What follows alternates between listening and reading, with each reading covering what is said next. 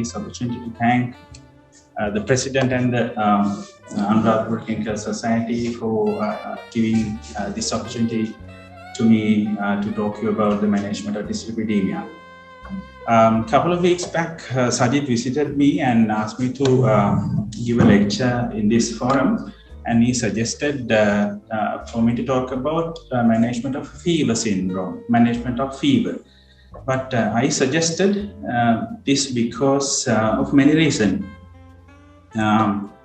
So this is not a scientific statement, but my experience. Right? So many patients are on treatment without an indication. Many patients are on statins without an indication. I am sure Professor Siribadhan might agree with me.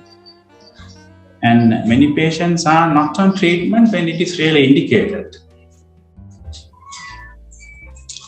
And many patients are not on correct dose. The correct word is not the dose, the intensity. I will explain that later on.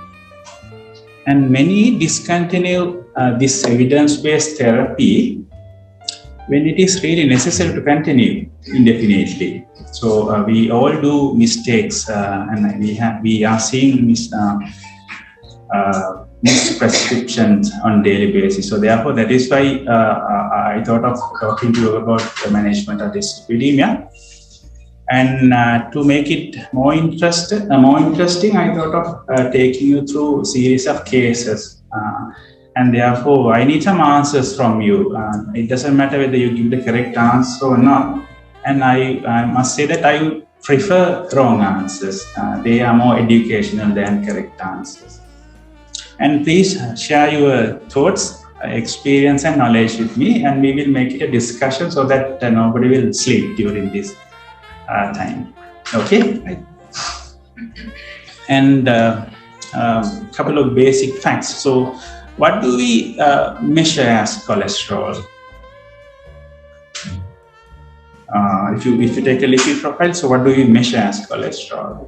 Right? So we basically measure different types of lipoproteins. Okay, I'm sure you can remember there are many types of lipoproteins, starting from chylomicron, that is the largest molecule and most least dense, that is secreted by the intestinal epithelium, and that packs dietary triglycerides and bit of dietary cholesterol, and it transmits to the peripheral tissues and the liver. Okay. And VLD is mainly secreted by the liver, and that is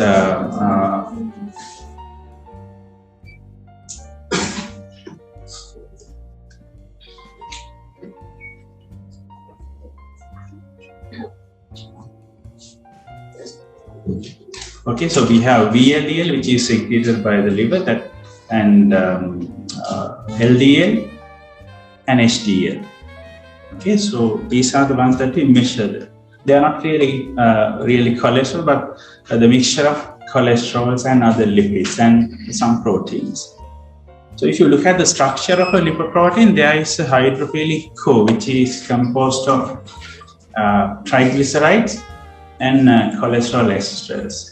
And there is also hydrophilic shell, which is composed of pre-cholesterol and phospholipids, and in the phospholipid there are few proteins embedded within. So there are different types of proteins. They are known as apolipoproteins, if you can remember, and they serve many different functions in the cholesterol metabolism. Okay, now, so what are the particles that can cause atherogenesis? What are the particles that can cause atherogenesis? What about chylomicrons? Are they atherogenic? No, they are not atherogenic. It's not very clear whether they are atherogenic or not. So probably they are not atherogenic, right? So what about VLDL? Are they atherogenic? Yes, it is. And IDL, that is produced when the VLDL is metabolized, is that atherogenic? Yes. We don't usually measure ILDL, but what about LDL? That is the worst man, isn't it? So that is the lipoprotein gives the highest risk of atherogenesis. HDL, is it atherogenic? No, HDL is not seemingly atherogenic, and in fact, it is protective against cardiovascular disease. Okay, and there are various other lipoproteins. There are many. I don't want you to remember any except A for lipoprotein B. Okay, so are there any other atherogenic particles in the blood apart from VLDL to LDL?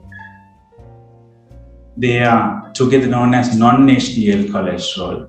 Okay, so non-HDL cholesterol are more atherogenic than either type alone. Are there any other atherogenic particles? What are they, Lanka? Yeah, A for lipoprotein B. Probably now being a protein, I don't think it is atherogenic, but it is a marker of atherogenicity because all the atherogenic particles contains apolipoprotein B. So I'm talking about this because new guidelines recommends measurements, right? Okay, and any other particle? Lipoprotein small a. Very good, yes. Lipoprotein A, that is a different lipoprotein which is not usually measured. Right, so these are the atherogenic particles. LDL, reverse. VLDL and IDL, and what is non-HDL cholesterol? That is the combination of LDL and VDL. So that is more atherogenic than either particle alone. So non-HDL cholesterol has more prognostic information. Okay, apolipoprotein B is probably a marker of increased atherogenicity. And lipoprotein A is another marker, and I will tell you when it is necessary to measure these particles. However, please remember, you can forget about them if it seems too complicated. Right, so this is the lipoprotein A particle, which is grossly similar to LDL particle. However, it has a unique apolipoprotein called apolipoprotein A. Okay, so this is atherogenic particle. Okay, now that's a bit about boring basics, right? And so my talk depends on clinical practice guideline published by the American Heart Association. So this was first published in 2018 and updated in 2019. Okay, so this a bit about the class of recommendation and the strength or the quality of evidence. Now, if you have a class 1 indication, that means the benefit is much bigger than in any risk involved. So therefore, if there is a class 1 recommendation, yes, you must practice it. And class 2A recommendation is a moderate recommendation, right? So still the benefit is more than the risk. And class 2B is a weak recommendation. Benefit is either equal to the risk or slightly better. So in my lecture, I'll be talking mostly about class 1 recommendation and occasionally about class 2, and if at all class 3, only very infrequently. Okay. Okay, so we'll come to the cases now. So you have young male patient coming to you in the private sector asking this question. Doctor, should I check my cholesterol? He's 22-year-old young man, otherwise healthy. So what do you think? So you have 50% chance of getting the correct answer even if you guess. So what do you think? Ask family history. Okay, that is a good question. Asking family history. Any other answers? Generally no. Generally no. Generally no. But if it is like we can. Any other answers? There is only one other answer. Huh?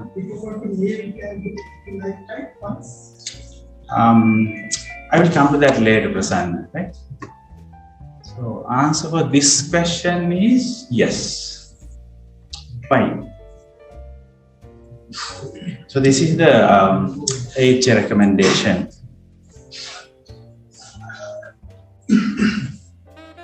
So people who have laboratories will be very happy about this recommendation, isn't it? So everybody who is more than 20 years of age should have their cholesterol checked to know what the lifetime risk of having an atherosclerotic cardiovascular disease, and to know what the baseline level of LDL is.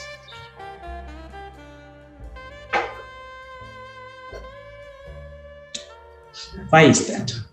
Because atherosclerosis starts when you are young. Manifestation comes later. So therefore, you need to take preventive actions. Right? So atherosclerosis starts when you are young. Okay, so the recommendation is anybody who is older than 20 should have their cholesterol checked. Okay, the next question is fasting or non-fasting? Non-fasting? Yes, non-fasting. Right. Okay. Look at this graph. If you look at the LDL level, only minimally change after normal food intake, like many other cholesterol. In fact, fasting and unfasting total cholesterol and non-HDL cholesterol seems to have similar prognostic value. So therefore, however, now why did we practice measuring non-fasting cholesterol? Yeah, so because we don't directly measure LDL level, you can do that, direct measurements are available, but generally we don't measure, but we calculate LDL using Fried-Gold formula, the equation, right? There the LDL is equal to total cholesterol minus triglyceride divided by 5 minus HDL. So therefore, now if you have high triglyceride level, then your LDL calculation may be wrong, right? However, now this is a recommendation. Now you can do non-fasting cholesterol measurement, but if your triglyceride level is high, more than 400, they recommend a fasting level. Okay. And when the LDL is less than 70 or so, they recommend direct LDL measurement, which is available nowadays because it will increase the accuracy. The problem is that LDL is not a direct measurement generally, it is a calculated value, and triglyceride is included in the calculation. So therefore, if you don't get the triglyceride level correct, your calculation may be wrong. But generally speaking, for most patients, non-fasting lipid profile is reasonable unless you suspect a genetic dyslipidemia. But if the fasting triglyceride level more than 400, non-fasting level is more than 400, you need to repeat a fasting sample. Okay. But if your patient has ingested a very high fat meal in the preceding 8 hours, defer testing to a different day. Okay. But generally speaking, non-fasting is good enough. In Sri Lanka, what are difficult question to answer, sir. Difficult question. I think the 20 or morning is people ask. Yes, but then, it's very difficult to define what high fat meal is, but generally you can do a non-fasting profile. If you have a normal breakfast. Yes, you can do a non-fasting. But if you ask the patient, now what is the problem of doing non-fasting? The lab turns the patient away. Yes. And our people loves to eat. It's very difficult to keep them fasting for 12 hours. If you ask them to do a fasting lipid profile, they will not appear for months. Is that your experience? Yes. Okay. So therefore, you can do a non-fasting. Doesn't make a huge difference. Okay, right. Second case. So you have a patient, 55-year-old man admitting with acute onset chest pain, ECG short ST segment depressions, and troponin is positive. A very straightforward diagnosis of acute coronary syndrome. So this is the lipid profile. Okay. So does he need lipid-lowering therapy? Yes. without any doubt he needs. Okay. And the second question, so what medication are you going to use for this patient? Statins. Okay. What dose? High intensity statin. I will come to that later. Okay. Okay, we'll come to the targets later on. We'll go to the second patient, the third patient. Yeah, so you have a patient who had a non-stim in the past, treated for some time, defaulted treatment, coming back. He is asymptomatic now, completely asymptomatic, and currently not on any treatment. His LDL cholesterol is 110. Now what are you going to do?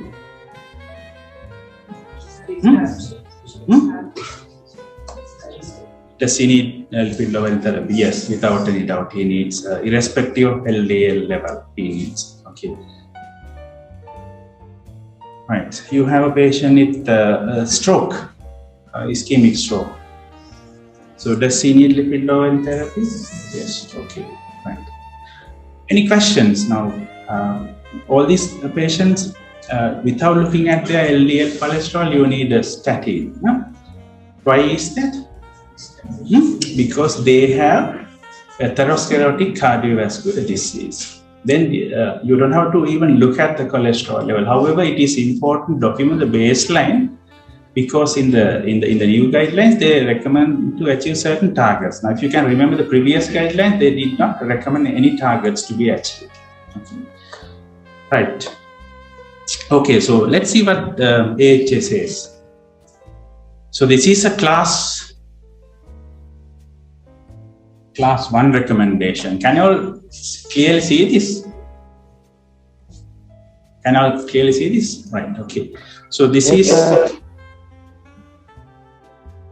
a class 1 recommendation, which means the benefit is much more than any risk involved. So patients who are 75 years or younger with clinical atherosclerotic cardiovascular disease, they should be started on high intensity statin. Okay, it's not high dose. So what is the meaning of, what do you mean by high intensity statin? Doctors, can somebody answer? But doctors from my unit, they are not allowed to answer this question. Anybody from the back seats? What do you mean by high intensity statins?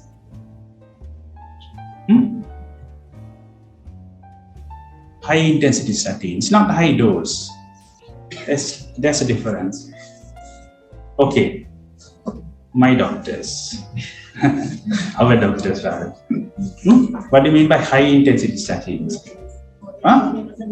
Yeah, a statin at a dose which is able to reduce your baseline LDL level by more than 50%. Okay.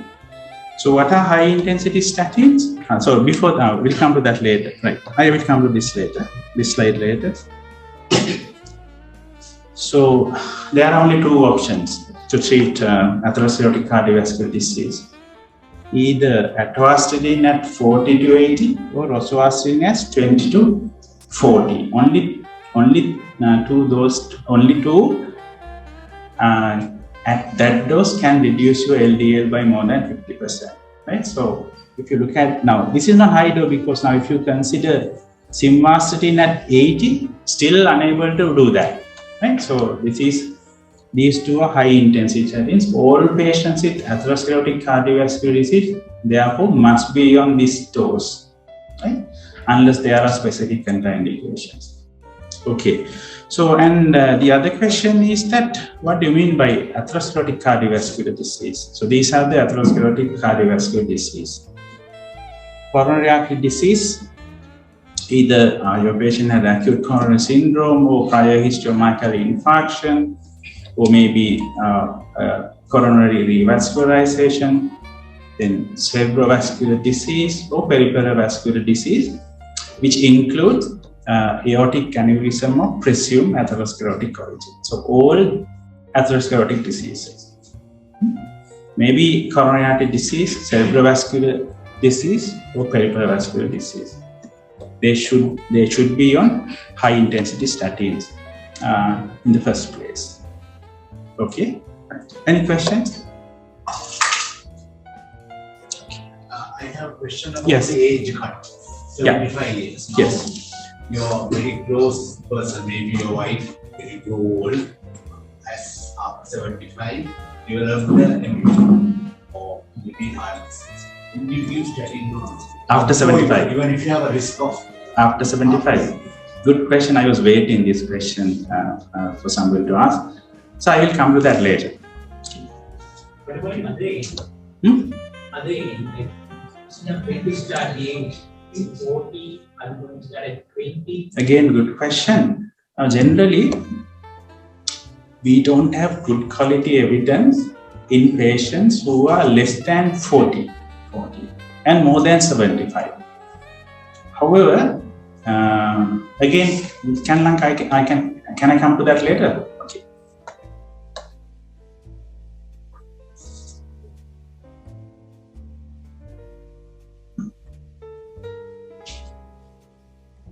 Okay, so if you can remember your second patient who had a myocardial infarction, non-STEMI, and now you review this patient at 3 months in your clinic. So this is the new lipid profile. On this side and within brackets, you have the all values in the sense that the baseline values. Okay. Now, are you happy? Are you happy? Now, do we have to achieve targets? If you can remember the previous guidelines, they did not recommend any targets to be achieved. Okay. So now, do we have to achieve targets? Yes, so what are the targets? So in the first place, you need to reduce by 50%, right? By 50%.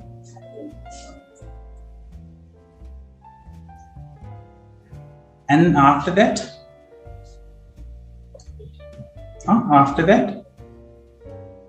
okay, I will explain that. So in the first place, remember at the first step, achieve 50% reduction in LDL level. Okay. I will tell you. Right. So, however, that depends on whether your patient has very high risk of future atherosclerotic cardiovascular disease and the age. Okay. So this figure summarizes everything. So you have a patient with atherosclerotic cardiovascular disease. I'm sorry for not talking about the lifestyle. That is the most important, most cost-effective way. And then, now in the first place, I told you achieve 50% reduction. The rest depends on whether you are at high risk of developing future cardiovascular events or not. Okay. Now, what do you mean by being in very high risk? Okay.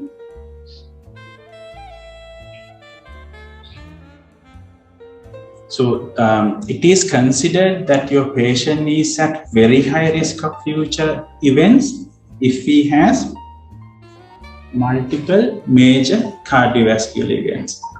Okay, so these 5. These 4. Okay, so if they have, so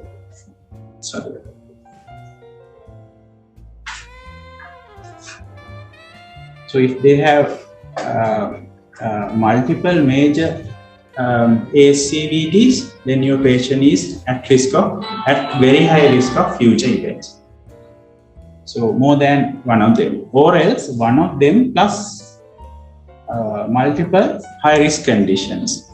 They are mainly increased age, more than 65, familial hypercholesterolemia, then history of coronary artery bypass, which is outside major ASCVD events, or having diabetes, hypertension, CKD, smoking. And so, to summarize again, more than one of them, or one of them plus multiple of them, then you are said to be at very high risk of ASCVD.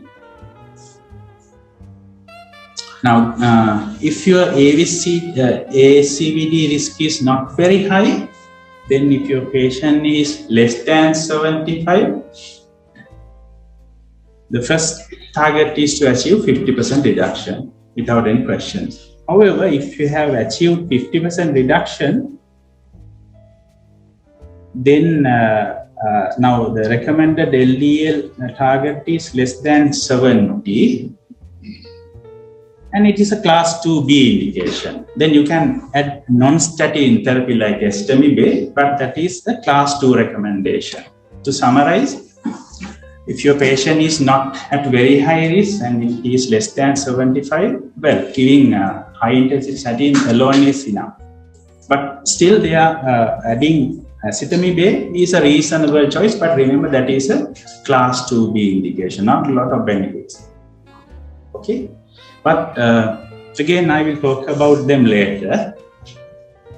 And if your patient has very high risk, then the story is a little different. Of course, you need to achieve 50% reduction, that is a class 1 indication. But look here, now even after achieving 50% reduction, if your LDL cholesterol remains more than 70, then you need non-statin therapy to be added to a treatment regimen. Okay, so here acetamide is a class 2A indication. Okay, not a class 1 but class 2A indication. And even after adding acetamide, if your LDL remains elevated more than 70, do you need to reduce it further? Yes, by giving a newer drug called PCSK9 inhibitors. Anybody who has heard about that before? So it's a newer drug. I'm sure the postgraduate trainees must have read about this, but this is a newer drug. We don't have that, so therefore don't worry about it. It is a monoclonal antibody, usually injectable preparation, but Professor this morning told me recently oral tablets was launched. Recently oral tablet was issued to the market. Okay, and the summary is that now if your patient is at high risk, very high risk, yes, you need non-statin therapy to achieve the LDL target. Okay. Now, even with 2 drugs, if you are unable to achieve LDL target of less than 70, then there is a place for adding the 3rd drug, which is PCSK9 inhibitors, which is class 2A indication. Okay, right. So let me explain what PCSK9 inhibitors are. Right. So this is your LDL receptor in the liver, and what happens? LDL binds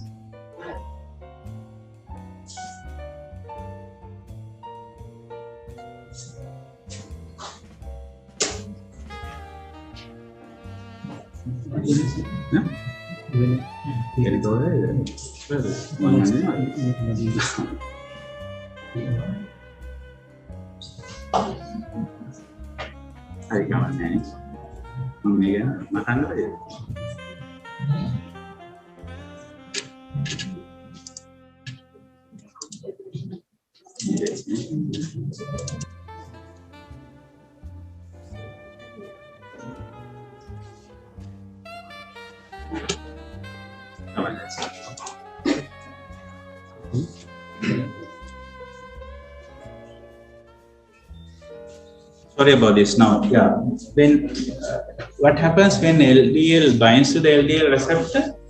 It internalizes, and LDL particle is metabolized. However, LDL receptor is recycled back into the surface, so that you have increased number of LDL receptors to metabolize LDL. But this PCSK is a naturally occurring enzyme. So what happens if it binds to LDL receptor? Yes, if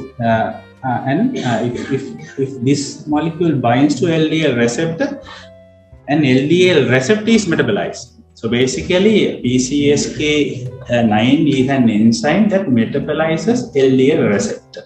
So what happens if you block this enzyme, if you inhibit this enzyme? Then LDL receptor metabolism reduces. So thereby it increases the number of LDL receptors on the surface of the hepatocyte. So therefore, more receptors are available to metabolize LDL. Okay. Right. Okay. If you want, you can forget about this because it's not available right now in Sri Lanka. But postgraduate trainees, you may have to remember this. Okay. And how does statin work? By inhibiting the rate-limiting step, HNG-CoA reductase inhibitor. And acetamide blocks the gut absorption of cholesterol. Okay. Right. Okay. So this is the summary. Sajid, can you remove this? I can read it.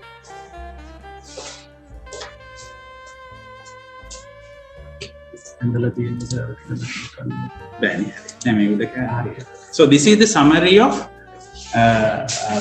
targets that you need to achieve in atherosclerotic cardiovascular disease. Okay.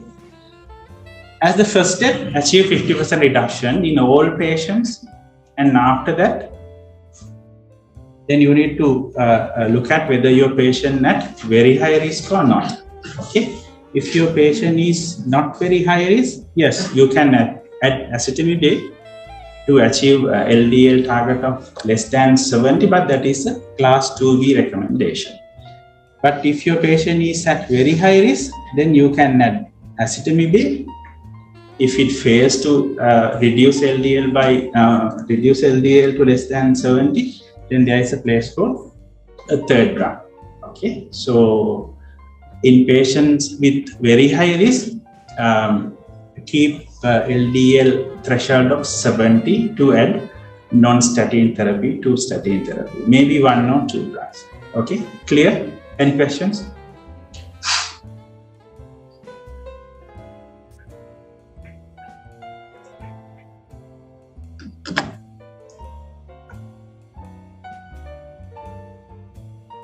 Okay, so that's about the atherosclerotic cardiovascular disease. Right. Look at this case. Till I sip a bit of water. You have a healthy female, doesn't have any history of atherosclerotic cardiovascular disease, young, 38. So this is the lipid profile. So does she need lipid-lowering therapy?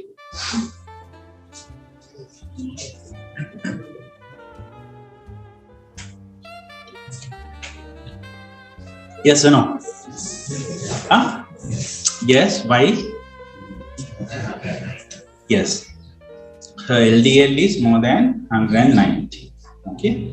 Then that is an indication to start treatment in all the patients, unless they are contraindications.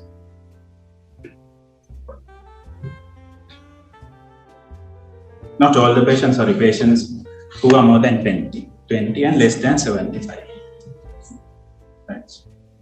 So if you have primary severe hypercholesterolemia, LDL more than 190, that is a definite indication for high intensity statin, the maximally tolerated statin therapy. Clear? Do we have to achieve any targets in this group as well? Who doesn't have any other atherosclerotic cardiovascular disease?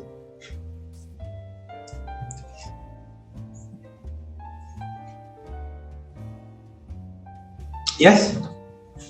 Yes. So this is a class 1 recommendation, adding maximally tolerated statin therapy. But you have a class 2A recommendation, that is still a very reasonable recommendation. Now, if you are unable to achieve 50% reduction while on maximally tolerated therapy and or have LDL more than 100, then that is an indication to start non-statin therapy, acetamide. Okay, clear? Either they are unable to reduce LDL cholesterol by more than 50%, or your LDL cholesterol remains elevated more than 100. Then that is an indication to start a second drug. Okay, but that is class 2A recommendation. Clear? So the previous guidelines did not recommend such a target, isn't it?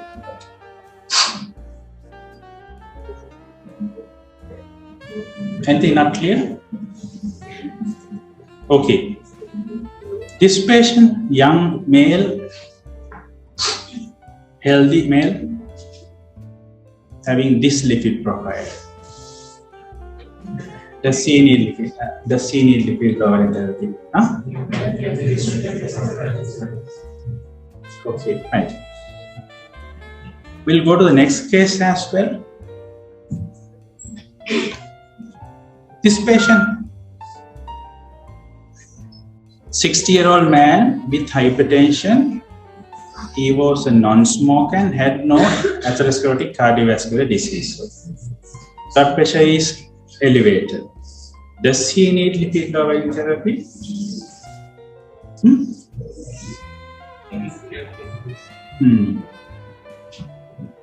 Yes. Yes. So this is where we all go wrong in a busy clinic or busy private practice. In this population where they don't have history of atherosclerotic cardiovascular disease, then how are you going to manage?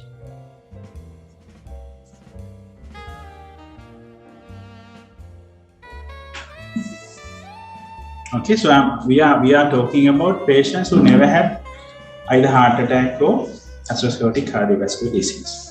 But if their LDL cholesterol is more than 190, then treatment is indicated.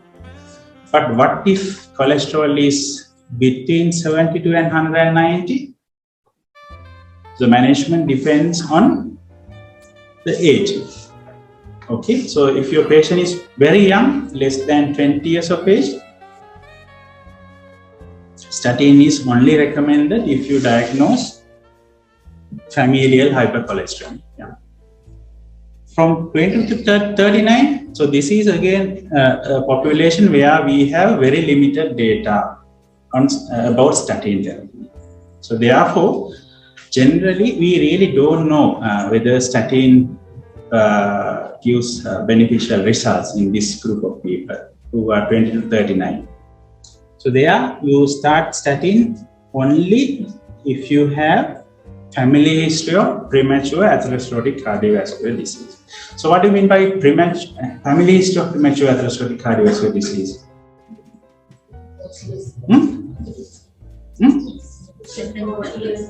Less than 40. Huh? Less than 55 for males and 65 for females. Now, if your mother is less than 65, getting a heart attack is important. Okay. Right. So, and if they have family history of premature atherosclerotic cardiovascular disease, plus they have persistent elevation of LDL more than 160. Okay. Right. Then statin may be indicated. Right. So this is the age group where we have evidence most. Here, in this category of patients who are in between 40 to 75, then they don't have diabetes or they don't have atherosclerotic cardiovascular disease, then you need to calculate what? You need to calculate 10-year cardiovascular risk. So how do you calculate the 10-year cardiovascular risk? Either you have the charts or nowadays easily available computer apps are available, isn't it? So you need to install one of them to your mobile phone. So this is commonly used ones. In European Society of Cardiology, they have risk charts. WHO also they have risk charts, but this is computer generated things. You need to add certain data, then the computer will give you a risk. That will give you the 10-year cardiovascular risk and lifetime cardiovascular risk. Okay, so in this group of patients, we need to. Danny. It's not me, somebody else. So in this patient, you need to calculate the 10-year cardiovascular risk. So if it is low risk, less than 5%, then only the lifestyle changes are recommended.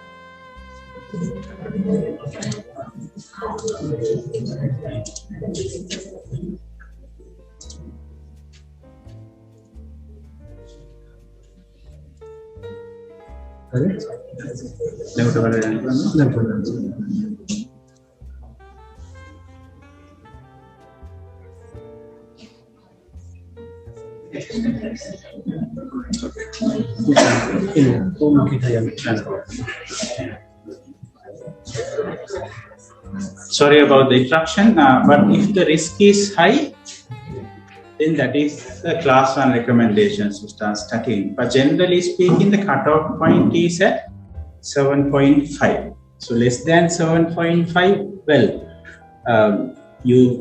statin may be a reasonable option, but class 2B indication, right? So generally, I would suggest a cutoff point of 7.5.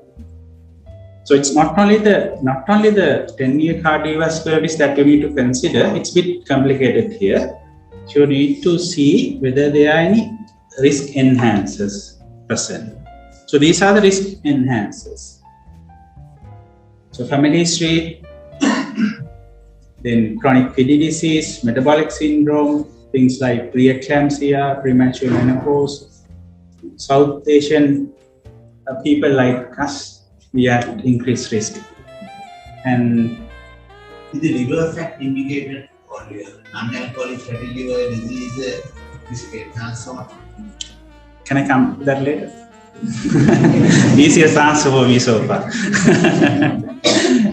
So yeah, so the presence of high apolipoprotein B and lipoprotein A are considered risk enhancers. So therefore, in the new guidelines, there is a place for measurement. And I will tell you when to measure them. Not routinely, because they are costly and not all the laboratories can do that, right? So therefore, to summarize, yeah. So you measure lipoprotein A if there is a family history of premature ACVDs. Or now, have you seen patients who are young, doesn't have any risk factors, but they have heart attacks? Healthy people. In those patients, you may have to measure lipoprotein B, because sometimes the LDL is also normal, but when you do the lipoprotein, that is high, right? So maybe in selected patients, but don't worry, we don't have money to measure lipoprotein, so you can even forget about it. But according to the current guidelines, it is indicated.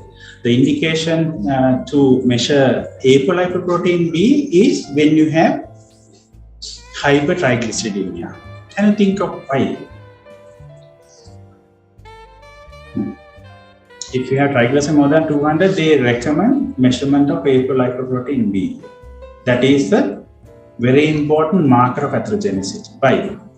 Recently, it's interesting now, if you have hypertriglyceridemia, that is associated with small, dense LDL particles that are not usually captured by LDL measurement. So therefore, in this population, which means in patients with hypertriglyceridemia, LDL level may underrepresent the risk. So therefore, if your patient has hypertriglyceridemia, measurement of apolipoprotein B, which is an independent risk factor for pathogenicity, is recommended.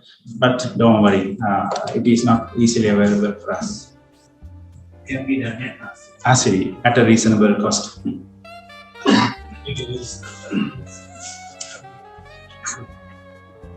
So apolipoprotein B, on the other hand, indicated if you have either a family history of premature atherosclerotic cardiovascular disease or personal history of cardiovascular disease in the absence of risk factors. Okay, so this is the summary of primary prevention. Okay, so you know the management depends on the severity of hypercholesterolemia, age, 10-year cardiovascular risk, and presence of risk enhancers. Can you remember what risk enhancers are? So if you have LDL more than 190, without any problem, you can start treatment without calculating 10-year cardiovascular risk. Easy. But if your LDL cholesterol in between 70 and 190, then you need to look at the age. If you are between 40 to 75, then estimate 10-year cardiovascular risk and review risk enhancers. So depending on that, if your cardiovascular risk is more than 7.5, then statins are a reasonable choice. Okay. In high-risk patients, it is indicated without any doubt, but I would suggest you to use a cutoff of 7.5. And if your patient is young, 20 to 39, then consider statins if there are family history of premature ACVD plus persistent elevation of LDL more than 160. Okay. And if your patient is very young, then statin is only indicated if you diagnose familial hypercholesterolemia. Okay, so clear about the primary prevention. Any questions? I'm coming to that later.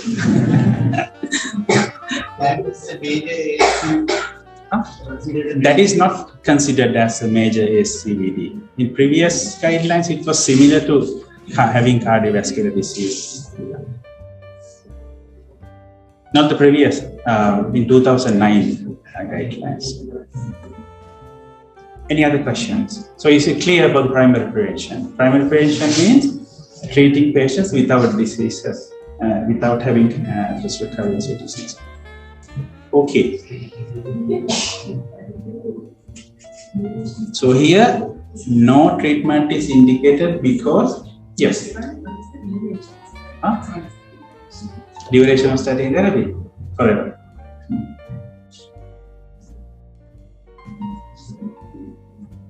Okay, in this patient, no treatment is indicated because calculated 10-year cardiovascular risk was less than 7.5 and he doesn't have any other risk enhancers. This patient, now look at the values, they are apparently normal, aren't they? LDL is 120, but if you calculate the 10-year cardiovascular risk, which is about 28.9%, so high risk. So this is area where we can go wrong unless you use your computer to calculate the cardiovascular risk. Okay. So hands up those who have that in your computer or mobile phone.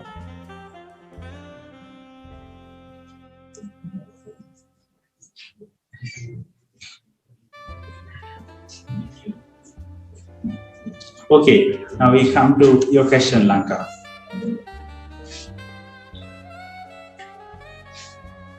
Young patient, 42 years of age, no history of atherosclerotic cardiovascular disease, but having diabetes. So this is the lipid profile.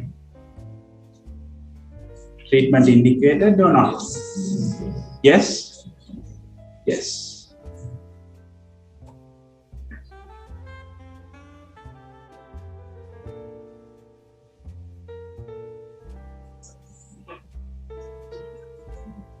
So this is what AHS is. In adults who are between 40 to 75 with diabetes, start moderate intensity statin therapy without calculating 10-year cardiovascular risk. Okay. So if your patient has diabetes in between 40 to 75, then you don't have to calculate 10-year cardiovascular. That itself is an indication, right? But it is important to measure cholesterol initially to establish what the baseline is, because you may have to achieve targets in the future. Okay, okay, clear. Do we have to achieve any targets in this group?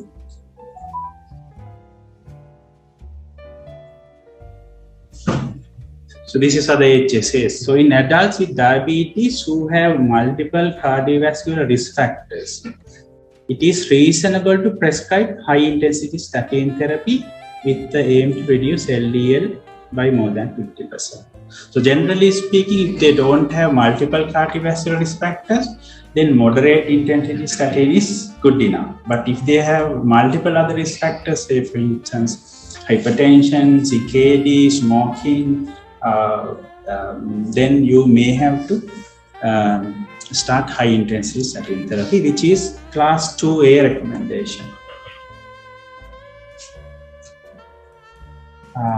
There's another recommendation about non-statin therapy. May be reasonable if the patient has high cardiovascular risk, more than 20%. However, remember that is a class 2B recommendation. Okay, clear? Okay. What about this patient who is 37 years of age with type 2 diabetes, and he has had diabetes for the past 5 years? Almost similar lipid profile, isn't it? What about this patient? Yes or no? Yes? Who says no? Everybody says yes. I will not straight away. Okay. Any other no's? Huh?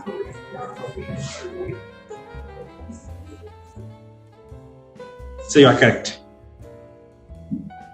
I will tell you why. So this patient doesn't need lipid-lowering therapy. I will tell you why. What about this patient? Definitely yes. Huh? Why? Huh?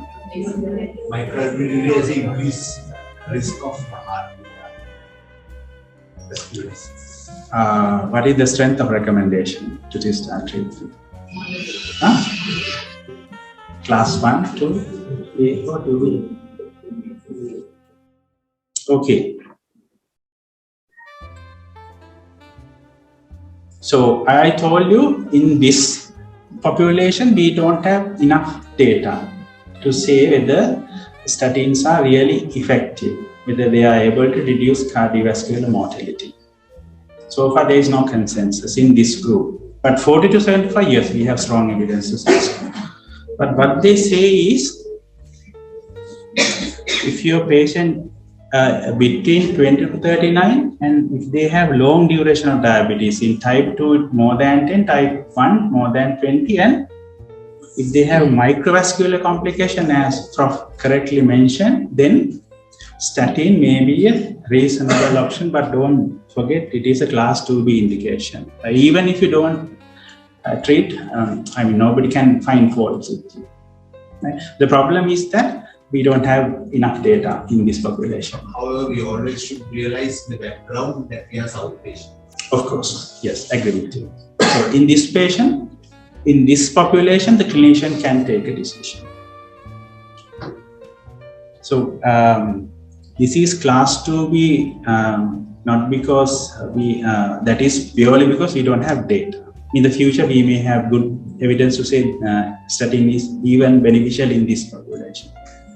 So it's due to, it is C and limited data. It is C because of limited data. Okay, you may consider in this population. So this patient, less than 40 years of age, and duration is only for 5 years, and he does not have any microvascular complications, so therefore treatment is not indicated. Okay, what if LDL is 195? Then that is indicated anyway, even in the absence of diabetes, isn't it? So in this patient, statin is not indicated. This patient, statin is a reasonable choice, class 2B indication. Even if you don't start, that doesn't really matter, but I really appreciate what Prof said. You need to take individualized decision. Okay. So this is a summary of statin therapy in diabetics. 40 to 75 indicated anyway, without even calculating the 10-year cardiovascular risk. But if your patient is a young diabetic, the problem is that we have limited data. We really don't know whether statin is able to reduce cardiovascular mortality in this group of patients. So therefore, you have a class 2B indication. Statin may be a reasonable choice in long duration of diabetes, which is defined as more than 10 years in type 2 and more than 20 years in type 1, plus having evidence of microvascular complications. Clear? Okay. So if you can't remember many facts, please remember this one. This is the class 1 indication. Okay.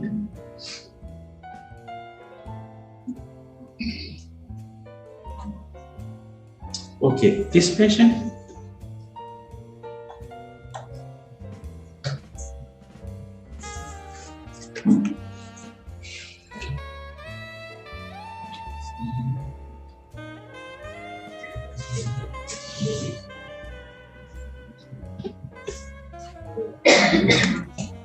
what do you think?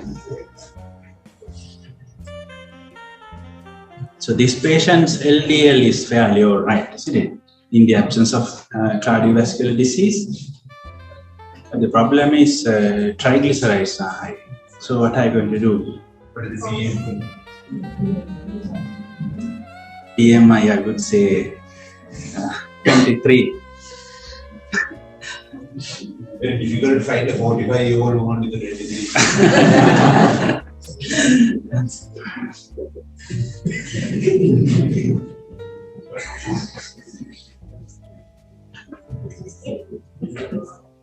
Maybe in your practice in Colombo. So what are you going to do? Huh? Huh? Huh? Good that you raised that point. So you need to do a fasting thing. Okay? Fasting, assume this is a fasting test. What are you going to do now? So many people make a mistake here, isn't it? Many people make mistakes. What are you going to do? I'll do a DSH also. Okay, very good. Recommended. Anything else that you would do, sir? Huh? No, diabetes nahi yaar. Diabetes होत नहीं, atherosclerotic cardiovascular disease होत नहीं, healthy female. Very good. In the first place, lifestyle changes without any doubt. That is a class 1 recommendation, 1A recommendation. Okay. Look at this patient.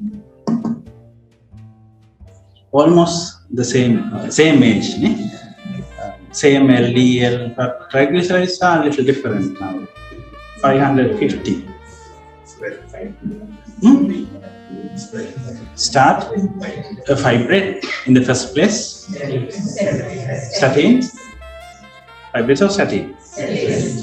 Why statins? Huh? So fibrates. Huh? This patient, do you start fibrates? No? This patient, fibrates or statins? Statins? Hands up those who say statins. Hands up those who said fibrates. Okay, right.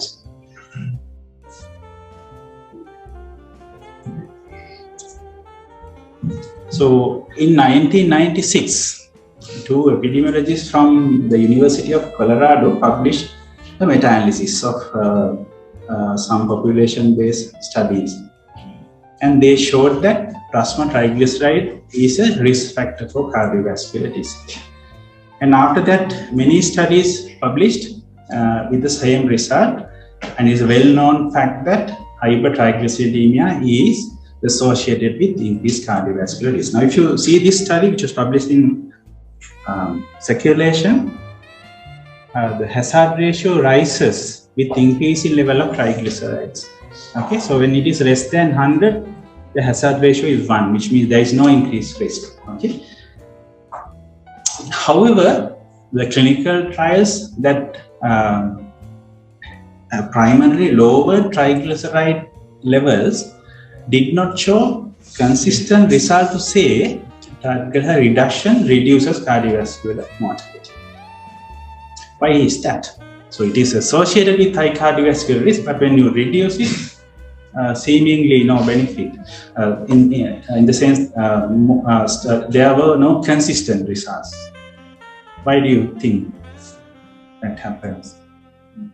So probably triglyceride is a marker of atherosclerotic cardiovascular disease rather than a cause. The risk is conveyed by other factors that are associated with hypertriglyceridemia, things like VLDL, obesity, metabolic syndrome, hyperglycemia is very closely related, very closely associated. So this is probably interesting association, but probably not the causation.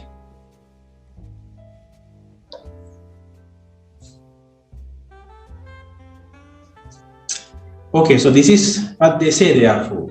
Now, if you have a patient with hypertriglyceridemia, which is less than 500, then in the first place, you must consider lifestyle changes. They need vigorous lifestyle changes. And then look for other secondary factors like obesity, metabolic syndrome. So treat them first. And then see whether the patient is on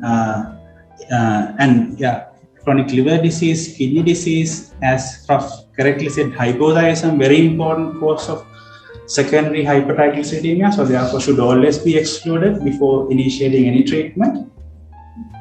And then you need to look at whether your patient is on any medication that can be associated with hypertriglyceridemia. So there are many drugs, and there's commonly estrogen, beta blockers, thiazides, steroids, atypical antipsychotics, immunosuppressives, estrogen receptor modulators, and HIV treatment, protease inhibitors. So then you need to, the first thing is to look at the lifestyle changes and correct it, then look for the secondary factors like diabetes, metabolic syndrome, sorry, not diabetes, obesity, metabolic syndrome, then see whether they are taking any drugs. And after all that, if the cardiovascular risk is more than 7.5, consider having hypertriglyceridemia as a factor that favors statin therapy. So you all were correct. Maybe the first patient needs statin, but after vigorous lifestyle modification and after looking at the secondary factors. Okay, not before that. However, if you have severe hypertriglyceridemia, then they recommend again the same order, lifestyle, the other factors. And in this group, they now talk about omega-3 fatty acids. Drug companies may be very happy about this. Your previous guidelines did not recommend omega-3 fatty acids. And if you need to prevent acute pancreatitis, then fibrate is indicated. Okay. But this group also needs a statin. Now, can you combine statin with the fibrate? Yes. Yeah, there's a risk of myositis. There's a risk of myositis, but can be combined under close supervision. If you are prescribing, what are you going to select? Fenofibrate or gemcitabine? Fenofibrate, because it has a lower risk of myositis in combination with statin. Okay. So this group, yes, in the first place, they need, I'm talking about the pharmacological management, they need a statin, but whenever triglyceride level is more than 500 to 1000, you are at risk of developing acute pancreatitis. Therefore, you need a fibrate as well. Okay, can be combined, but under supervision. Yes, Lam, you were about to ask the question.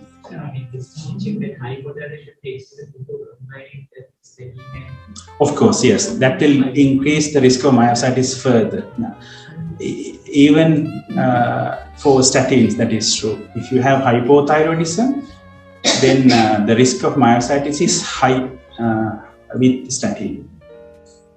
Okay, clear? Okay. So, do fibrates reduce cardiovascular outcomes? Probably not, but there's an interesting review, Cochrane review recently published, and they say so there is moderate quality evidence. However, the absolute reduction is less than 1%. Okay. So, in summary, you can forget about this, because this is only moderate quality evidence with modest effect. Okay. For the time being, we really don't know what the efficacy of fibrates in reducing cardiovascular death. Okay, but we have some growing evidence. Okay, so this is the summary of treatment of hypertriglyceridemia. The first step: intense lifestyle changes and address secondary factors and medication. Okay, things like obesity, metabolic syndrome, hypothyroidism, whatever it is, and look at the drug chart and see whether your patient is on a drug that can be modified. And as a second step, if lifestyle changes fails to reduce triglyceride levels, triglycerides are persistently high and they have 10-year cardiovascular risk more than 7.5, consider that as a factor that favors initiating statin therapy. Okay, and if you have very high triglyceride level, either more than 500 or 1000, then this is a reasonable option, and you need to consider fibrates to reduce the risk of acute pancreatitis. Okay, so in summary, so far we don't have very good evidence to say fibrate reduces cardiovascular events. So therefore, statin should be considered in the first place. Okay, right. Any questions? Am I taking more time than? All right. Okay. Any questions? Okay. Common scenario here in Anuradhapura, you have a patient with CKD 3B and has this lipid profile.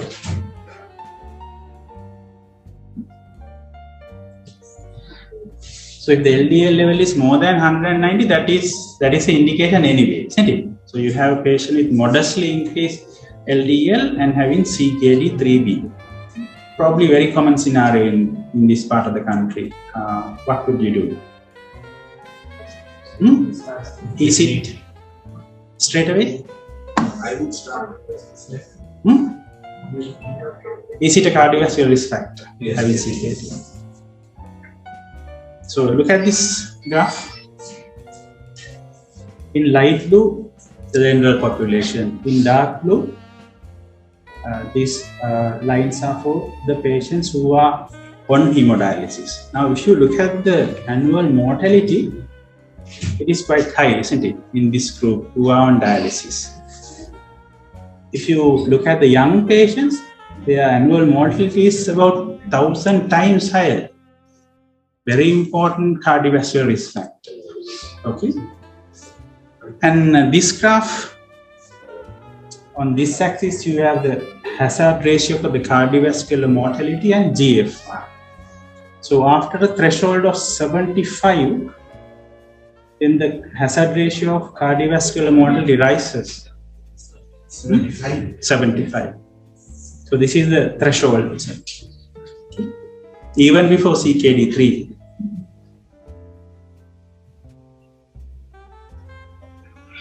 And this is something very interesting. So this is albuminuria and hazard ratio for cardiovascular mortality. It has almost a linear relationship, isn't it? But there is something very interesting here. Look here. ACR of 30, still the mortality is high at a level which is not considered to be pathological, isn't it? Even at 10, the cardiovascular mortality is higher. So, as Prof correctly mentioned, albuminuria is a very important cardiovascular risk factor. Okay.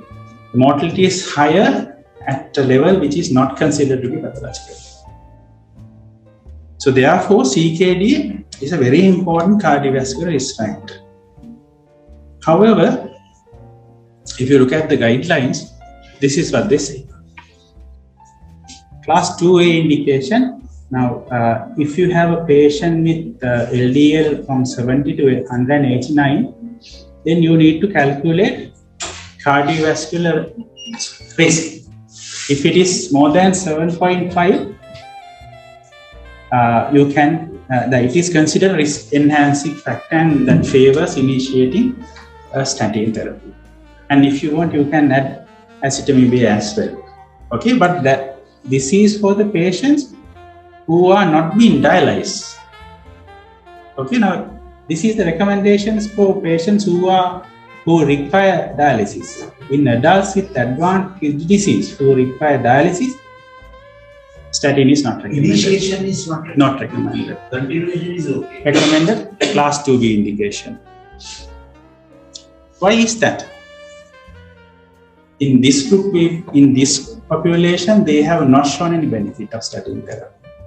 So therefore, if your patient has early chronic kidney disease, yes, that is a risk-enhancing factor that favors initiating statin. But if your patient has advanced kidney disease, then probably no benefit. Not probably, there's no benefit. They very clearly say that. Okay. Okay. Do you prescribe also statin at all? Do we have any scientific evidence to say one statin is better than the other? In CKD. Honestly, I don't know. Sir. What do you think? You are a specialist in this area. That atherosclerotic less harmful. Less harmful. As far as the survival is concerned, or the risk of muscle damage?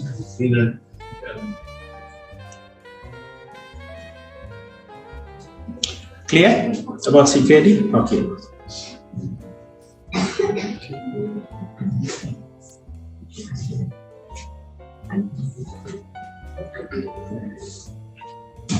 So we have a young patient rheumatoid arthritis. So does she need lipid-lowering therapy? Exactly the same lipid profile. It is a risk factor?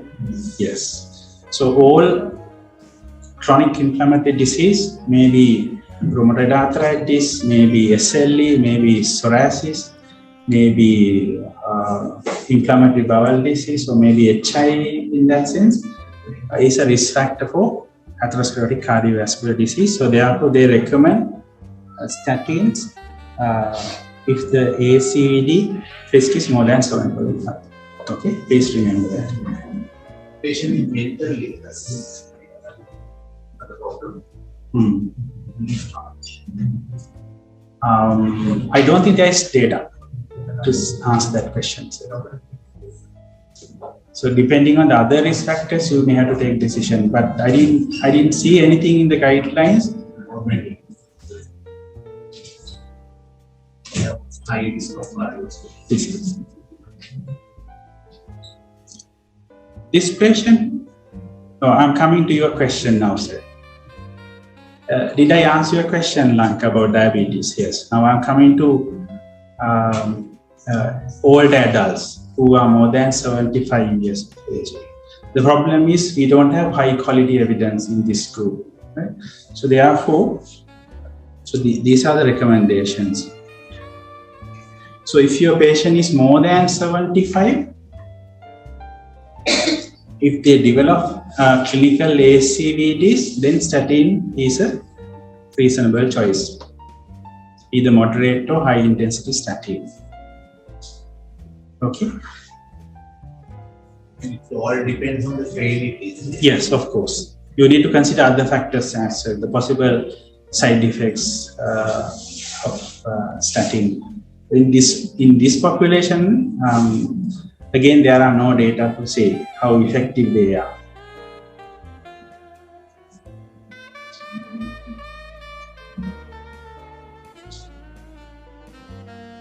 So this is a summary. If your patient has ASCVD and more than 75, initiation of moderate intensity or high statin is a reasonable choice. But class 2A therefore should be given unless they have a recommendation. Okay? And they also recommend to stop statin if they develop side effects. Okay. Diabetes and adults, older adults. So if they are on therapy, it is reasonable to continue even beyond 75. Okay.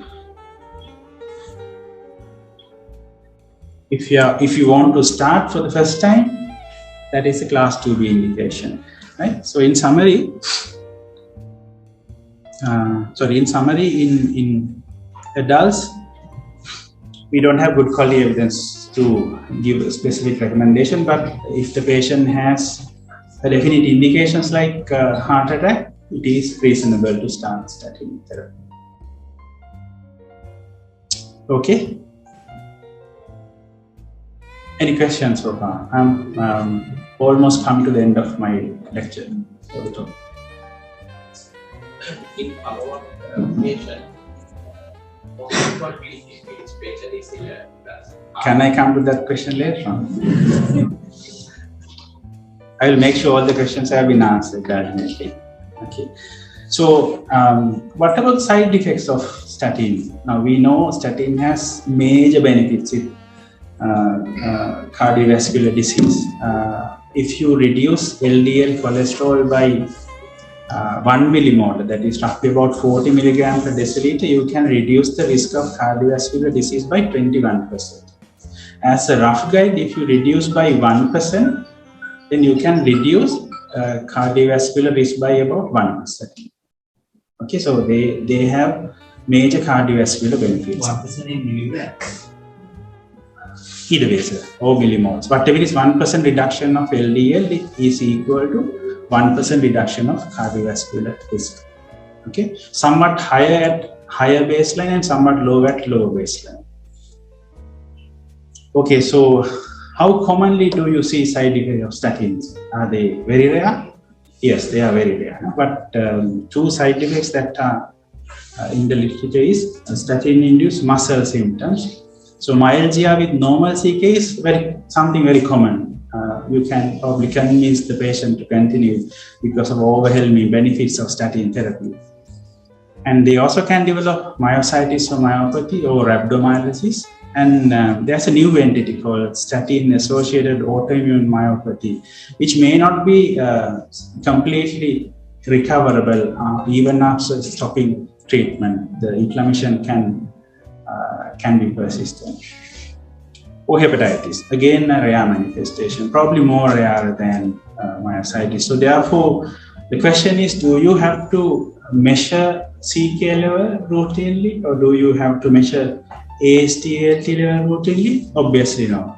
They are recommended only if they have symptoms. If they have severe statin-induced muscle symptoms, or if they have clinical evidence of hepatitis. So biochemical hepatitis is not an indication to stop treatment. Okay, it has to be clinical hepatitis.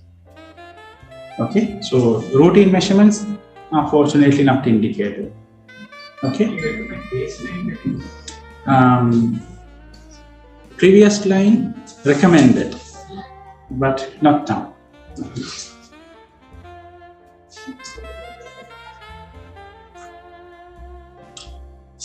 Okay, this is an important question. Are statin diabetogenic? Yes. Are they? Yes. Yes. Yes. Yeah, this is slightly increases. So this is much debated topic, isn't it, sir? And initially, some experts said, okay, this could be now that.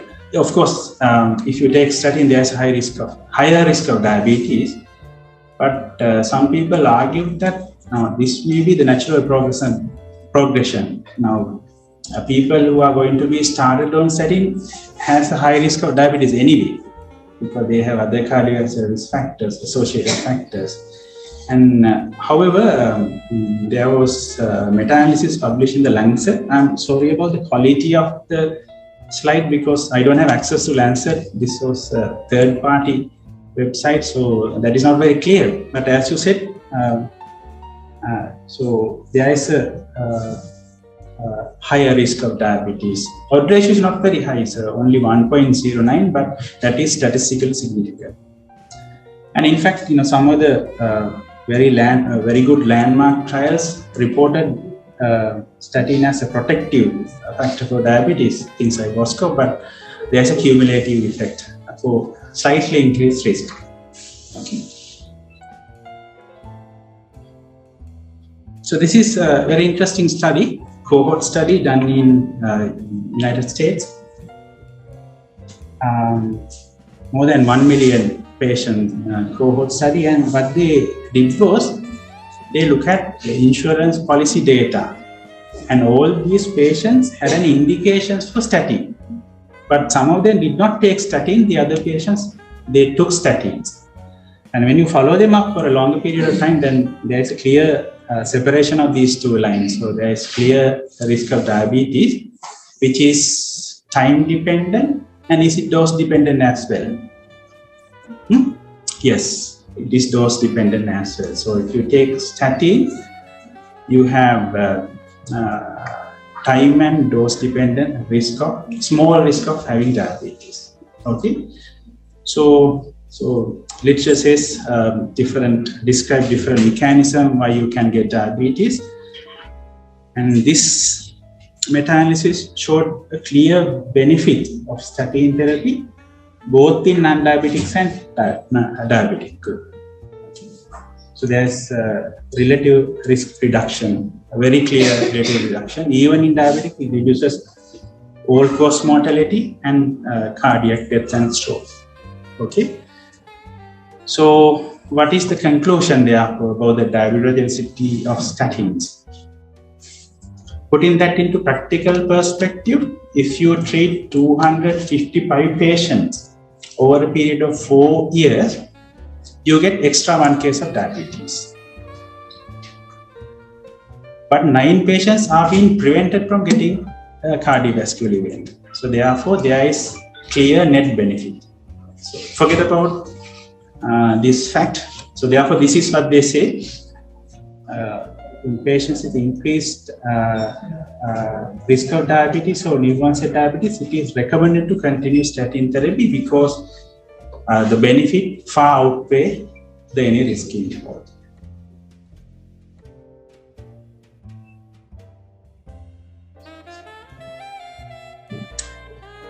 Okay, what about your questions? Did I answer Amal's questions? What was your question? I will come to that later. Right. Okay. So what about statins and fatty liver? As far as the cardiovascular benefits are considered, is there any cardiovascular benefit? Are they protective against development of cirrhosis? Yeah, not very good quality evidence, but we have some evidence to say it does. Okay, we have a lot of meta-analysis as well. But what about cardiovascular? Does statin reduces cardiovascular events in patients with fatty liver disease? Again, we have some evidence to say. So this was published in, I can't remember the journalist, but they say it reduces cardiovascular events twice as much as on those with normal. Now, basically what they say is statin may reduce cardiovascular risk and cardiovascular disease in patients with increased ASTs and ALTs. Okay, so we have some growing evidence to say that is effective. However, American Heart Association makes no recommendation for or against, and they don't even consider that as a high risk or risk enhancing factor in these guidelines. Things might change in the future. Okay, so there may be a case. Okay, then we come to Amar's questions. Now, how often are you going to screen patients for cardiovascular risk? Now, I told you initially, if you are more than 20, you need to get a cholesterol sample done. So, how often are you going to do that? It depends on the age. Now, this is what the age says. Now, if your patient is between 40 to 75, they say clinician should routinely assess, but they don't define what routine means. So at least yearly may be a reasonable option, and that is a class 1 recommendation.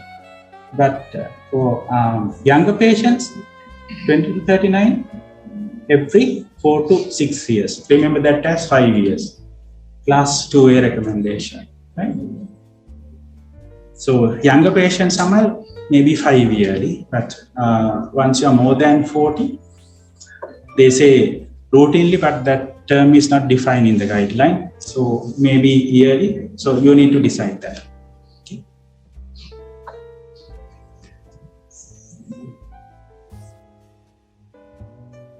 Okay. So now once you have started treatment, now new guidelines are different. You need to achieve certain targets. So when are you going to repeat the cholesterol? So for 1 month to 3 months. So 4 to 12 weeks after initiating or increasing the dose. Okay. But then after generally you can do every 3 to 12 months. So yearly may be a reasonable option. But if you have started or if you have increased the dose, then you need to repeat it after 3 months. Okay, and to see whether you have achieved the targets. Okay. That is the end of my lecture. I assume that I answered all the questions asked. Do you have any other questions? Huh?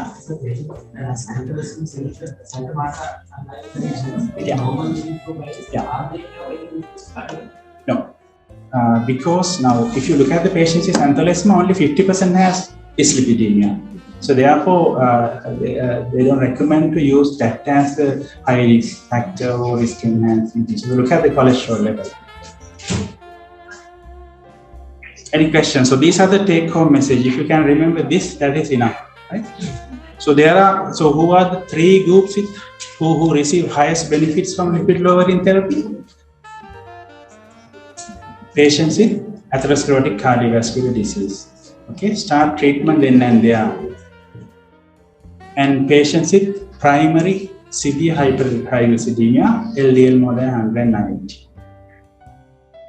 And adult diabetes between 40 to 75 years. And in these patients, initiate therapy, achieve targets, and continue indefinitely. Many people make a mistake of stopping treatment once the cholesterol levels are normal.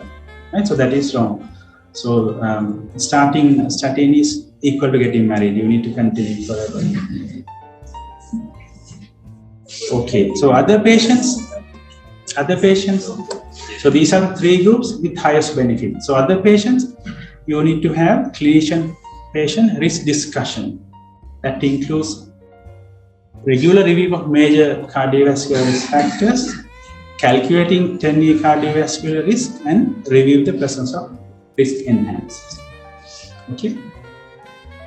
Okay then. Thank you very much. Thank you.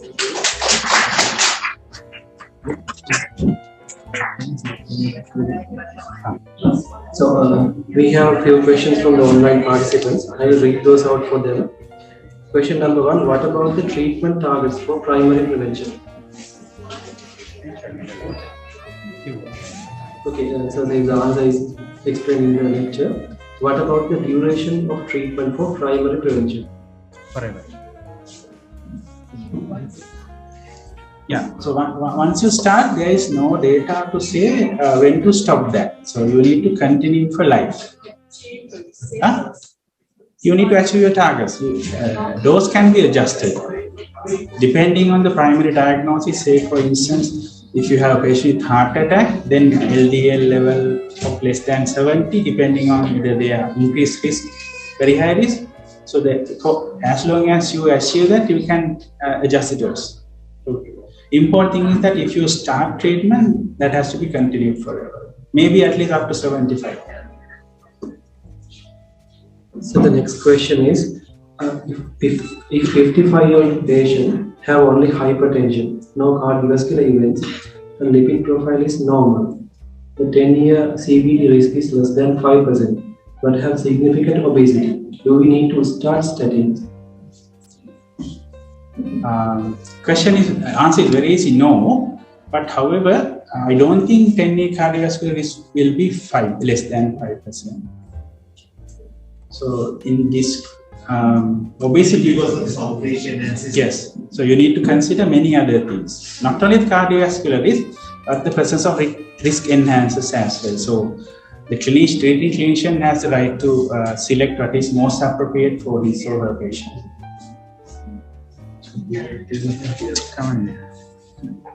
The next question is, any criteria to tail off or reduce the dose of statins based on the lipid profile?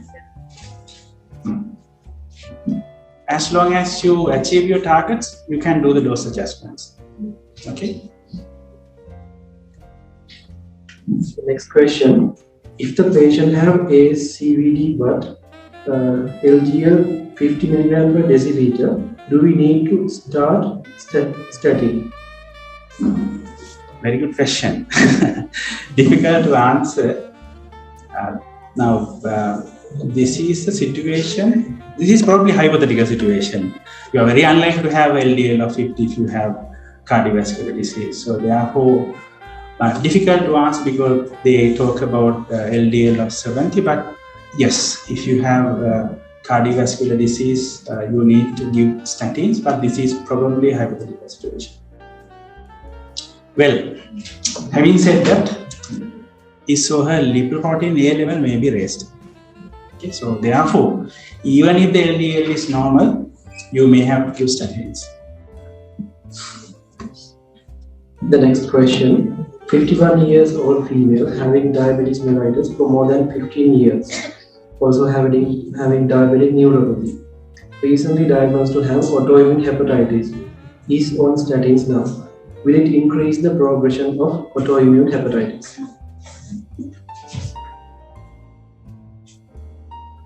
What do you think? I personally don't think so. But there is a new entity called what it has to say. Yes. If you don't know. Difficult to answer this question. You need to balance the risk and benefit in this patient.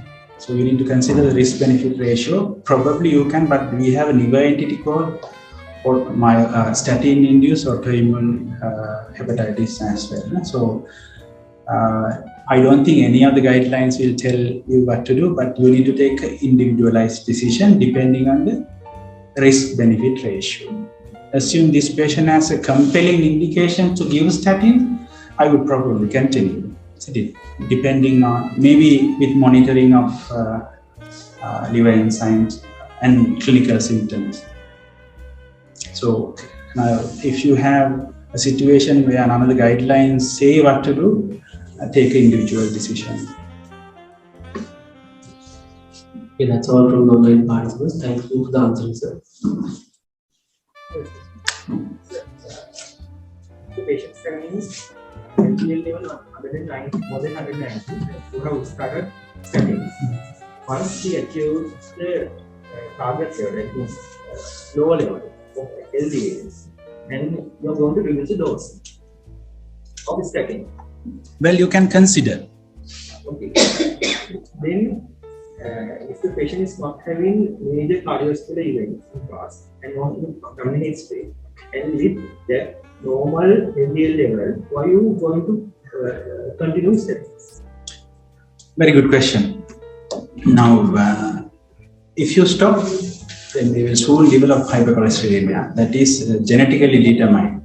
So now stop treatment and see after about 3 months they rebound.